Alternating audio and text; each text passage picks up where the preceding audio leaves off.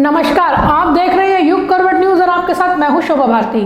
पेश है आज का हमारा न्यूज बुलेटिन। आइए नजर डालते हैं आज के हेडलाइंस पर। हर दिन टूट रहा है कोरोना के मामलों का रिकॉर्ड। पिछले 24 घंटे में 3,52,000 कोरोना के मामले आए सामने। 2800 लोगों की गई जान। गाजियाबाद जिले को मिले 3 और नए कोविड अस्पताल। बढ़ी 98 ऑक्सीजन और 45 आईसीयू बेड की संख्या। मदद मांगने पहुंची महिला से मोदी सरकार के मंत्री बोले, बालाजी पर नारियल चढ़ा दो, सब ठीक हो जाएगा। आधी रात ऑक्सीजन खत्म होने पर मेरठ में मरीजों के परिजनों की सांसें फूली। आनन फानन में दूसरे अस्पतालों से ऑक्सीजन मंगाकर बचाई गई 160 मरीजों की जान। सोमवार से शुरू हो गया जिला संयुक्त अस्पताल में ऑक्सीजन प्लांट। पिछले 1.5 साल से बनकर शुरू होने के इंतजार में था प्लांट। हर बदलते दिन के साथ देश में कोरोना के नए मामलों का रिकॉर्ड टूटता ही जा रहा है। सोमवार को देश में कुल 3,92,000 नए कोरोना के केस दर्ज किए गए हैं, जो अब तक का सबसे बड़ा आंकड़ा है। लगातार 5वां दिन है जब भारत में कोरोना के मामले 3 लाख के पार चले गए हैं। यानी 5 दिन में ही देश में 15 लाख नए कोरोना के मामले सामने आए हैं। पिछले 24 घंटे में 2,812 लोगों की मौत भी संक्रमण के कारण हुई है। भारत इस वक्त कोरोना वायरस की भयानक लहर का सामना कर रहा है। हर बदलते दिन के साथ देश में कोरोना के नए मामलों का रिकॉर्ड टूटता ही जा रहा है। सोमवार को देश में कुल 3,52,000 नए कोरोना के केस दर्ज किए गए हैं, जो अब तक का सबसे बड़ा आंकड़ा है। लगातार 5वां दिन है जब भारत में कोरोना के मामले 3 लाख के पार चले गए हैं। यानी 5 दिन में ही देश में 15 लाख नए कोरोना के मामले सामने आए हैं। पिछले 24 घंटे में 2,812 लोगों की मौत भी संक्रमण के कारण हुई है। तो वहीं वर्तमान में एक्टिव मरीजों की संख्या 28,13,658 पहुंच गई है। वहीं 2,19,272 मरीज डिस्चार्ज भी हुए हैं। कोरोना के सबसे अधिक मामले दिल्ली, यूपी, महाराष्ट्र में बढ़ रहे हैं, जहां पर केस बढ़ने के साथ साथ बेड्स की किल्लत और ऑक्सीजन का संकट भी खड़ा हो रहा है। यहां तक कि कई अस्पतालों में अंतिम समय में ऑक्सीजन पहुंच पा रही है। देश में महाराष्ट्र कोरोना से सबसे अधिक प्रभावित राज्य है, लेकिन मुंबई में पिछले कुछ दिनों से संक्रमण के नए मामलों में कमी दिख रही है। हालांकि इस राज्य में संकट अभी भी बरकरार है। यूपी में भी पिछले 24 घंटे में संक्रमण के 35,614 नए मामले सामने आए हैं। राहत की बात यह है कि 25,633 मरीज कोरोना को मात देकर डिस्चार्ज हुए हैं। तो वहीं संक्रमण से प्रदेश में 208 लोगों की मौत भी हुई है। वर्तमान में प्रदेश में 2,57,616 एक्टिव मरीज हैं। देश में बिगड़ते हालात को देखते हुए कई देशों ने मदद के लिए हाथ आगे बढ़ाए हैं। ब्यूरो रिपोर्ट, युग करवट न्यूज। कोरोना को हल्के में लेने की गलती ना करे। घर पर ही रहे, जरूरी हो तभी घर से निकले, क्योंकि आपके परिवार में आपका कोई इंतजार कर रहा है। कोरोना वैक्सीन अवश्य लगाए। हल्के लक्षण होते ही डॉक्टर को दिखाए। पैनिक नहीं फैलाए। हमेशा मास्क पहने और 2 मीटर की दूरी बनाए रखे। बार बार साबुन से अच्छी तरह हाथों को धोए। कोरोना हारेगा, इंडिया जीतेगा। युग करवट की ओर से जनहित में जारी। कोरोना संक्रमण के बढ़ते मरीजों की संख्या को देखते हुए गाजियाबाद जिले में 3 और नए कोविड अस्पताल बनाए गए हैं, जिसमें एक कोविड अस्पताल राजनगर एक्सटेंशन और 2 अस्पताल लोनी में बनाए गए हैं। तीनों अस्पतालों में ही सामान्य ऑक्सीजन बेड के साथ ही आईसीयू बेड भी बनाए गए हैं। इन तीनों अस्पतालों में 98 ऑक्सीजन बेड और 45 आईसीयू बेड आरक्षित किए गए हैं। इसके अलावा ऑक्सीजन और जरूरी दवाओं का भी व्यापक इंतजाम प्रशासन द्वारा कराया जा रहा है। गाजियाबाद जिले में लगातार बढ़ रहे कोरोना संक्रमित मरीजों की संख्या को देखते हुए कोविड अस्पतालों की संख्या बढ़ाई जा रही है। सोमवार को स्वास्थ्य विभाग ने 3 अन्य अस्पतालों को कोविड अस्पताल के लिए आरक्षित किया है। जिले में पूर्व में ही 42 कोविड अस्पताल चल रहे हैं, जिसमें 3,014 बेड हैं और 668 आईसीयू बेड हैं। 3 और अस्पताल जुड़ने से जिले में कोविड अस्पतालों की संख्या जहां 45 हो गई है, वहीं बेड की संख्या 3,112 पहुंच गई है और 733 आईसीयू बेड भी जिले को मिल गए हैं। राजनगर एक्सटेंशन में एपेक्स अस्पताल को सोमवार से ही शुरू कर दिया गया है। यहां 70 बेड सामान्य ऑक्सीजन और 36 बेड आईसीयू के हैं। लोनी के जगमोहन अस्पताल में 18 ऑक्सीजन बेड और 4 आईसीयू और लोनी के ही श्रीसा अस्पताल में 10 ऑक्सीजन और 5 आईसीयू बेड तैयार किए गए हैं। स्वास्थ्य विभाग की माने तो इन सभी अस्पतालों को सोमवार से ही शुरू कर दिया गया है ताकि संक्रमित मरीजों को इलाज मिल सके। जिले में अभी भी एक्टिव मरीजों की संख्या 5,977 है। ऐसे में अधिक से अधिक मरीजों को इलाज मिल सके, इसके लिए निरंतर अस्पतालों की संख्या में इजाफा किया जा रहा है। वहीं संतोष अस्पताल में भी 40 और अतिरिक्त आईसीयू बेड और ऑक्सीजन कंसंट्रेटर मंगवाए जा रहे हैं ताकि मरीजों को राहत मिल सके। जिले में ऑक्सीजन बेड को लेकर भारी किल्लत चल रही है। मरीज इलाज के लिए मारे फिर रहे हैं, लेकिन अस्पतालों में बेड की किल्लत बनी हुई है। ऐसे में 3 नए अस्पताल शुरू होने से थोड़ी राहत मिल सकेगी। ब्यूरो रिपोर्ट, युग करवट न्यूज। ये है मोदी सरकार के जल संसाधन मंत्री गजेंद्र सिंह शेखावत। जनाब रैलियों और टीवी पर लोगों की मदद की कस्में खाते हैं, लेकिन जब एक महिला मदद मांगने पहुंची तो मंत्री जी ने कहा कि बालाजी को नारियल चढ़ा दो, सब ठीक हो जाएगा। क्या बालाजी नारियल चढ़ने से कोरोना जैसी बीमारी खत्म हो जाएगी? अब भला इन जैसे मंत्रियों को कौन समझाए? देखिए खास रिपोर्ट। ये देखिए, ये है गजेंद्र सिंह शेखावत, केंद्र सरकार में मंत्री है, राजस्थान से एमपी है, इनके पास जल संसाधन मंत्रालय है।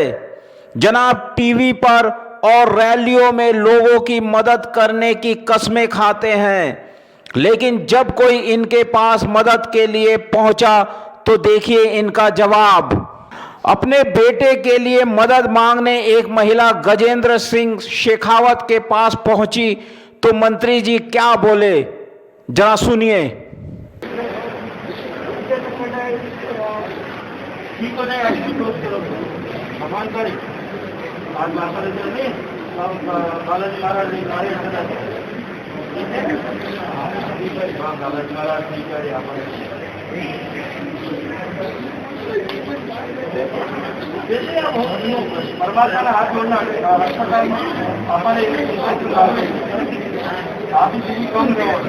जी हां, आपने सही सुना।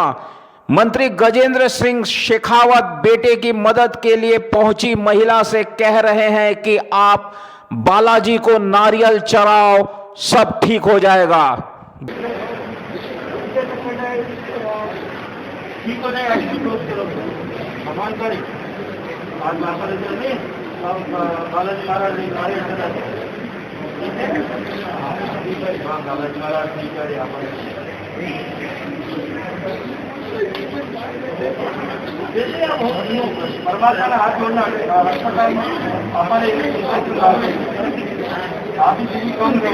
अब अगर केंद्र सरकार के मंत्री यह कहे कि बालाजी पर नारियल चढ़ाने से सब ठीक हो जाएगा, तो कोरोना को लेकर केंद्र सरकार के मंत्रियों में कितनी गंभीरता है, इसे समझा जा सकता है।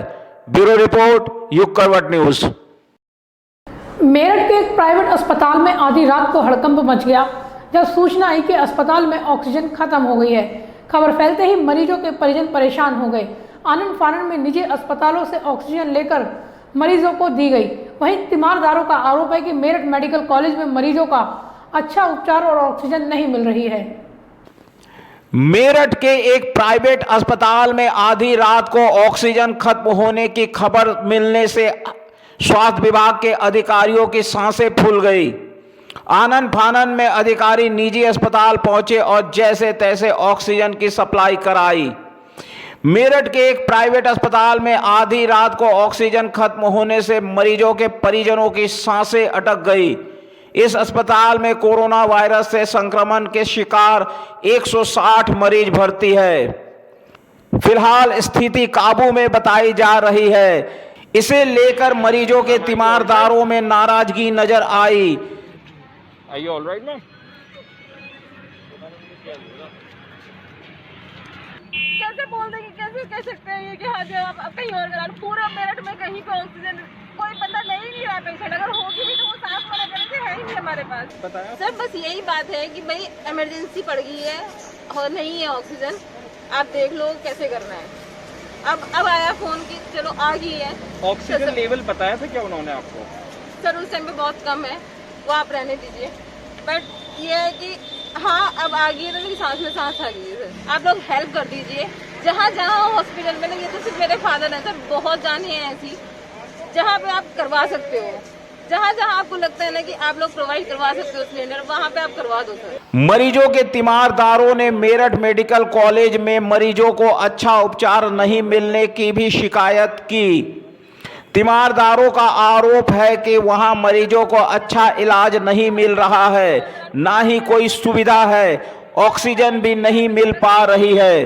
ब्यूरो रिपोर्ट, युग करवट न्यूज। यही बात है कि भाई कोरोना को हल्के में ना लें, घर पर ही रहें, जरूरी हो तभी घर से बाहर निकलें, क्योंकि परिवार में आपका कोई इंतजार कर रहा है। कोरोना वैक्सीन अवश्य लगवाएं। हल्के लक्षण दिखते ही डॉक्टर को दिखाएं, पैनिक ना फैलाएं। हमेशा मास्क पहनें और 2 मीटर की दूरी बनाए रखें। बार बार साबुन से अच्छी तरह हाथों को धोएं। कोरोना हारेगा, इंडिया जीतेगा।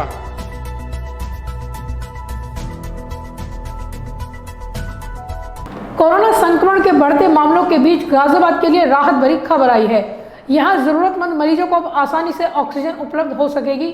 इसके लिए अब जिला संयुक्त अस्पताल में ऑक्सीजन प्लांट को चालू कर दिया गया है।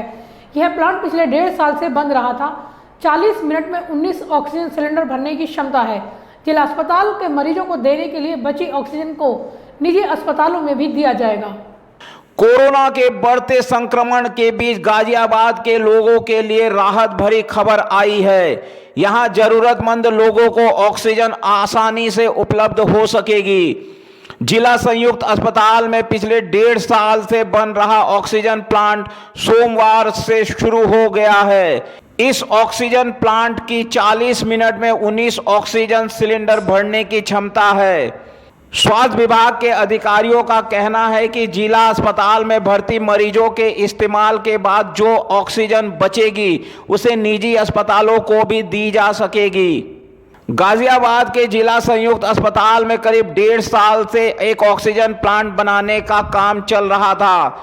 यह प्लांट सोमवार से शुरू हो गया। इसके शुरू होने के बाद से यह माना जा रहा है कि जिला अस्पताल में भर्ती होने वाले ऐसे मरीज जिनको ऑक्सीजन की जरूरत है उन्हें अब ऑक्सीजन आसानी से उपलब्ध हो जाएगी। ब्यूरो रिपोर्ट, युग करवट न्यूज। झारखंड के बोकारो से ऑक्सीजन से भरे 2 टैंकर गाजियाबाद के हिंडन एयरबेस पर उतारे जाएंगे। इनमें से एक को मेरठ और दूसरे को गाजियाबाद के लिए भेजा जाएगा। मेरठ मंडल कमिश्नर सुरेंद्र सिंह और आईजी प्रवीण कुमार मंडल ने सभी डीएम और एसएसपी की बैठक में ऑक्सीजन और कंटेनमेंट जोन को लेकर चर्चा की। कमिश्नर ने बताया कि मेरठ मंडल को 200 टन ऑक्सीजन की जरूरत है, जबकि पूरे पश्चिमी यूपी को सिर्फ 224 टन ऑक्सीजन मिल रही है। झारखंड के बोकारो शहर से ऑक्सीजन से भरे 2 टैंकर उत्तर प्रदेश में एयरलिफ्ट करके लाए जाएंगे। इनमें से एक टैंकर को मेरठ और दूसरे टैंकर को गाजियाबाद भेजा जाएगा। रविवार को मेरठ मंडल के कमिश्नर सुरेंद्र सिंह और आईजी प्रवीण कुमार ने सभी डीएम, एसएसपी और सीएमओ के साथ बैठक ली। इस बैठक में ऑक्सीजन की कमी और कंटेनमेंट जोन पर चर्चा की गई। कमिश्नर ने बताया कि मेरठ मंडल को 200 टन ऑक्सीजन रोजाना चाहिए, जबकि पूरे पश्चिम उत्तर प्रदेश को 224 टन ऑक्सीजन उपलब्ध हो रही है। उन्होंने कहा कि एयरलिफ्ट कर ऑक्सीजन के 2 टैंकर बोकारो से लाए जा रहे हैं। इनमें से एक को मेरठ और दूसरे को गाजियाबाद भेजा जाएगा। ये दोनों टैंकर बोकारो से एयरलिफ्ट कर गाजियाबाद के हिंडन एयरफोर्स पर उतरेंगे। कमिश्नर ने कहा कि सभी अस्पतालों को मरीजों की संख्या के अनुसार ऑक्सीजन का आवंटन किया जाएगा। पूरे जनपद के लिए ऑक्सीजन निर्धारित किया जाएगा। उन्होंने कहा कि सभी अस्पतालों में 25% मरीज बाहरी जिलों के हैं। मानवता के नाते सभी का इलाज चल रहा है। ब्यूरो रिपोर्ट, युग करवट न्यूज। कोरोना महामारी में जो लोग जरूरतमंदों की हर संभव मदद का प्रयास कर रहे हैं, मरीजों को ऑक्सीजन की निःशुल्क सेवा कर रहे हैं, वहीं कुछ लोग ऐसे भी हैं जो आपदा के इस दौर में अवसर तलाश रहे हैं। ऐसा ही एक वीडियो सोशल मीडिया पर वायरल हो रहा है। यह वीडियो गाजियाबाद के किसी सप्लायर का है जो किसी ज़रूरतमंद को एक ऑक्सीजन सिलेंडर 25,000 रुपये तक देने को तैयार है। हालांकि ऑक्सीजन देने की मजबूरी यह सप्लायर पहले अपने परिजनों की सुरक्षा को लेकर बता रहा है, लेकिन 25,000 रुपये देने पर सिलेंडर देने को भी तैयार है। यानी अब आम जनता की तो छोड़ो, परिजनों की जान भी महज 25,000 रुपए के लिए यह व्यक्ति दांव पर लगाता दिख रहा है। आपदा के इस दौर में ऐसे लोगों की वजह से जरूरतमंदों को मुश्किलों का सामना करना पड़ रहा है। 100 काय के लिए चाहिए भैया आपको? कहाँ पे मरीज?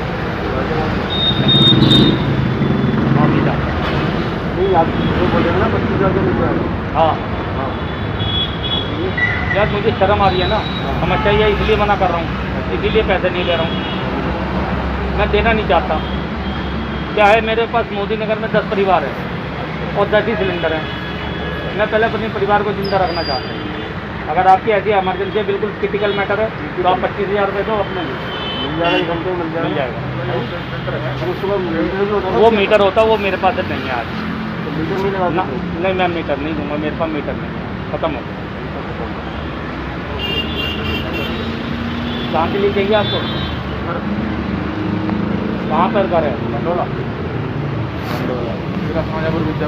हाँ 93 पास तो 2 ही सिलेंडर है यार, मैं कैसे करूँ? 9319852100। अरे रुपए की बात नहीं हो रही है दोस्त, रुपए की भूख खत्म हो गई, अब तो जीवन की भूख रह गई कि जीवन तो कैसे बचे इस बीमारी से, महामारी से। आप जाके देखो, शराब पियो, समझो मेरी बात, खूब पियो, अच्छी बात है। अगर शराब से बचे फ्री में लगवा दूँ दुकान में, और हाथ नहीं पैर भी पकड़ लूँगा कि यार पी लो, एक घूंट तो पी लो, समझ लो मेरी बात। मुझे जीवन चाहिए लोगों का, क्योंकि रीजन क्या। ताज नगरी आगरा से एक बेहद दिल दहलाने वाली खबर सामने आई है। सांस लेने में तकलीफ से जूझ रहे पति को लेकर एक पत्नी अस्पताल पहुंची, लेकिन अचानक पति की सांसें फूलने लगी तो पत्नी ने अपने मुंह से सांस देकर बचाने की कोशिश की, मगर उनकी यह कोशिश बेकार चली गई। पति की जान नहीं बच सकी। इससे पहले महिला को कई अस्पतालों ने पति को एडमिट करने से मना कर दिया। ताज नगरी आगरा से एक दिल दहला देने वाली खबर सामने आई है।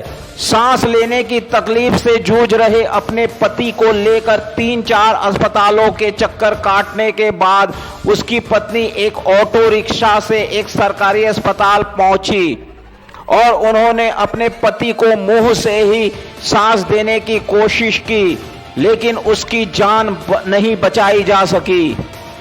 यह घटना शुक्रवार की है। प्रत्यक्षदर्शियों का कहना है कि शहर के आवास विकास सेक्टर 7 की रहने वाली रेणु सिंघल अपने पति रवि सिंघल को Sarojini Naidu medical college and अस्पताल लेकर आई थी।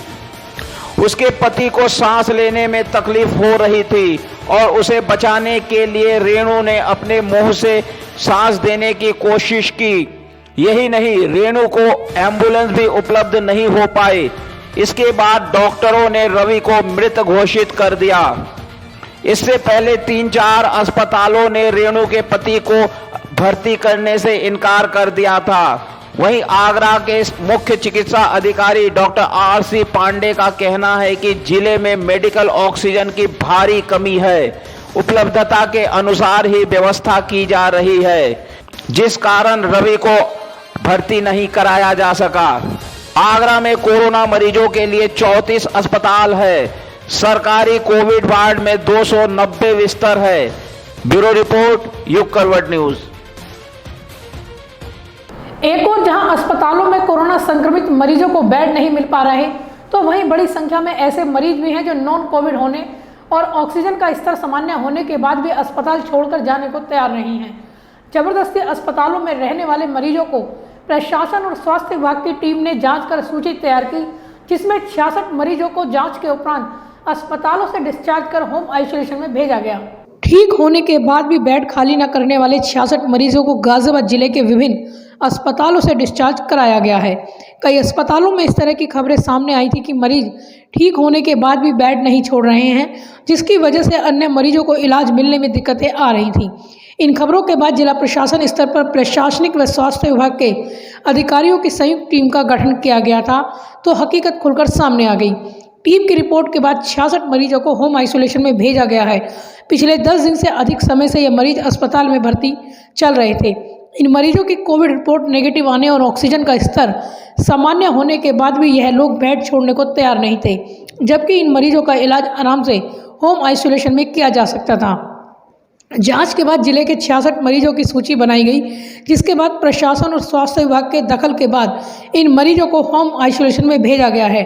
साथ ही सभी होम आइसोलेशन में भेजे गए मरीजों की मॉनिटरिंग कंट्रोल रूम द्वारा कराई जा रही है, ताकि अगर कोई दिक्कत हो तो तत्काल मदद पहुंचाई जा सके। विभागीय सूत्रों की माने तो अस्पतालों में प्रतिदिन इसकी रिपोर्ट तैयार की जाएगी। कोरोना संक्रमण से ग्रस्त मरीजों को कम से कम 10 दिन का ऑब्जर्वेशन जरूरी होता है। कोविड रिपोर्ट नेगेटिव आने के बाद और अन्य कोई समस्या न होने पर होम आइसोलेशन में रखा जाता है, लेकिन संक्रमण से लोगों में डर इतना फैल गया है कि मरीज डर के कारण अस्पताल छोड़ना नहीं चाहते। लेकिन अब प्रशासन की सख्ती के बाद ऐसे मरीजों को होम आइसोलेशन में भेजना शुरू किया गया, ताकि अन्य मरीजों को इलाज मिल सके। ब्यूरो रिपोर्ट, युग करवट न्यूज़। पूरे देश में कोरोना ने आफत मचा रखी है। हर जगह कोरोना से मौत की खबरें आ रही हैं, लेकिन घर बैठे ही कोरोना का काबू में किया जा सकता है। किस तरह, आइए जानते हैं इस वीडियो में। एम्स की डॉक्टर ऋचा अपने अनुभवों के आधार पर घर में कोरोना को कंट्रोल करने की जानकारी दे रही हैं। एम्स न्यू दिल्ली ने अभी हाल ही में एक अपडेटेड कोविड मैनेजमेंट की गाइडलाइंस निकाली हैं, जिसको कि गवर्नमेंट ऑफ इंडिया और ministry of health and family welfare ने भी अपनी गाइडलाइंस के रूप में स्वीकार किया है। इस अपडेटेड गाइडलाइंस में एम्स न्यू दिल्ली ने कोविड को 3 श्रेणियों में बांटा है, माइल्ड, मॉडरेट और सिवियर। अब हमें जो जानने की बात है उसमें यह है कि इन तीनों कैटेगरीज या श्रेणियों को हम किस तरह से पहचानते हैं, मतलब कि उनके सिम्टम्स क्या हैं, उनके लक्षण क्या हैं और उनके लिए अप्रोप्रिएट मेजर्स या स्टेप्स हमें क्या लेने होते हैं। सबसे पहले मैं आपको बताऊंगी माइल्ड डिजीज के बारे में। माइल्ड डिजीज के सिम्टम्स या लक्षण क्या होते हैं। इसमें आपको खांसी आती है, इसमें आपको बुखार आ सकता है, इसमें आपको बलगम बन सकता है, इसमें आपका गला खराब होता है। और इम्पॉर्टेंट चीज़ ये है कि माइल्ड डिजीज हम तभी बोलेंगे जब आपको कोई भी सांस लेने में तकलीफ नहीं है और आपको हाइपोक्सिया नहीं है। हाइपोक्सिया का मतलब ये है कि आपके पेरिफेरल सैचुरेशन इज नॉर्मल। अब हमें ये जानना है कि इसकी मैनेजमेंट कैसे होती है। इसकी मैनेजमेंट में जो एम्स दिल्ली ने जो प्रपोज किया है वो है होम आइसोलेशन। होम आइसोलेशन का मतलब ये है कि आपको घर में ही रहना है, एक कमरे में रहना है जिसमें कि अटैच्ड वॉशरूम होना चाहिए। अब इसमें आपको क्या क्या बातें ध्यान रखनी है। सबसे इम्पॉर्टेंट चीज़ जो कि WHO सब लोग पूरी दुनिया कब से बोल रही है, आपको अपने हाथ साबुन और पानी से धोने हैं, सैनिटाइज करना है, आपको किसी के भी कांटेक्ट में नहीं आना है और आपके जितने भी ड्रॉपलेट्स होते हैं जैसे कि सलाइवा हो गया, थूक हो गया, बलगम हो गया, वो किसी के भी कांटेक्ट में नहीं आना चाहिए। फिर यदि आपको फीवर है तो आपको बुखार कम करने की दवाई लेनी है। यदि आपको खांसी आ रही है तो आपको खांसी कम करने के लिए दवाई लेनी है, जिसको कि हम लोग एंटीटसिव्स बोलते हैं। फिर आपको अपना सैचुरेशन को मेजर करना होता है, जिसके लिए सैचुरेशन प्रोब आता है, जिसको कि आप अपनी उंगली में लगाते हैं और उसमें डिस्प्ले करता है या शो करता है कि आपका पेरिफेरल सैचुरेशन कितना है। आपका पेरिफेरल सैचुरेशन 90% या 90% से ज़्यादा होना चाहिए। अब इन सब चीज़ों के बाद आपको जो ध्यान रखना है कि कब आपको अस्पताल में भर्ती होने की ज़रूरत है। अब जैसे कि आपको पता है कि अभी आप हर जगह न्यूज़ चैनल पे, सारे सोशल मीडिया प्लेटफॉर्म पे आ रहा है कि बेड्स की कितनी अनअवेलेबिलिटी है, ऑक्सीजन सप्लाई कहीं नहीं है, वेंटिलेटर्स नहीं है। तो आपको अस्पताल में तभी जाना है जब आपको सच में ज़रूरत है अस्पताल में जाने की। और वो आपको कैसे पता चलेगा? यदि आपको बहुत तेज़ बुखार आ रहा है जो कि 5 दिन से ज़्यादा हो चुके हैं और वो ठीक नहीं हो रहा दवाई लेने के बाद भी, यदि आपको बहुत ज़्यादा खांसी है, बलगम बन रहा है जो कि परसिस्टेंटली हो रहा है, 5 दिन तक हो गया है, दवाई लेने के बाद भी ठीक नहीं हो रहा है, या फिर आपका पेरिफेरल ऑक्सीजन सैचुरेशन जिसको कि हम लोग SpO2 बोलते हैं वो 90% या उससे। तो फिलहाल आज के लिए बस इतना ही। गाजियाबाद और आसपास की खबरों के लिए देखते रहिए युग करवट और विस्तार से खबरों को जानने के लिए पढ़िए युग करवट न्यूज़पेपर। सब्सक्राइब कीजिए युग करवट। नमस्कार।